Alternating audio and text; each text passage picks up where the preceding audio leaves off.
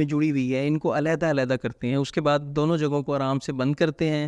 اور اس کے درمیان کوئی چیز لگا سکتے ہیں اور پیشاب کی 2 سے 3 نالیاں مثانے میں ڈال کر اس کو بند کر دیا جاتا ہے۔ عمومی طور پر یہ ایک بڑا پروسیجر ہی کنسیڈر کیا جاتا ہے، لیکن اس کی ریکوری بہت اچھی ہوتی ہے۔ تقریباً 90% سے بھی زیادہ جو ہے ان کے کیسز کے اندر سکسیس ہمیں دیکھنے میں آتی ہے۔